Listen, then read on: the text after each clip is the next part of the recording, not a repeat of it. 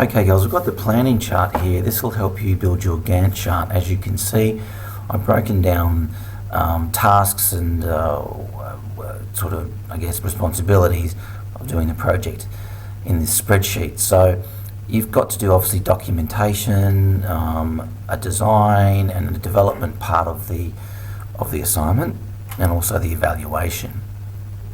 First of all, you need to find someone who's going to manage the project in your group. And then you put their name there, obviously. Someone who's going to be doing the coding, put their name there, updating the Gantt chart, and testing all your coding or your website. Now, it might be a good idea to make sure that the person who you've assigned as project manager is not the same person doing the Gantt chart. Just in case you have some conflicts of who's getting done what and what time, you can avoid that if you've got someone separate doing the Gantt chart from the project management document.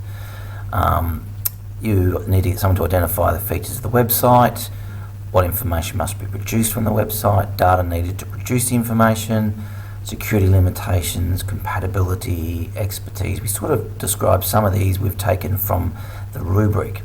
A storyboard and a sitemap. Sitemap sort of like a wireframe of where you need to go. It's like home, top 10 movies, kids page, etc. And you just use Word to draw up that sitemap. Input process output charts, we'll look at that in class. Data dictionary, again, we'll look at that in class too, and that'll be a separate podcast, these things. Someone to write the PHP code, someone to check the code, desk check the code, in other words, look through the code on the screen or print it out, and how to test, and tests for the code as well. For example, make sure that if you put in a valid username and password, that it goes to the correct part of the site. Some of these things we've done in previous assignments. We'll go into more details of these things individually. This spreadsheet is available for you on the learning management system. So just download it and get together with your group members. You've got 3 people in your group, and work out who's doing what, and then just start filling out these items here in a Word document so you can bring it all together as documentation for the entire project, including the storyboard and sitemap. If you want to do the storyboard on a separate piece of paper and hand draw it, I encourage you to hand draw it.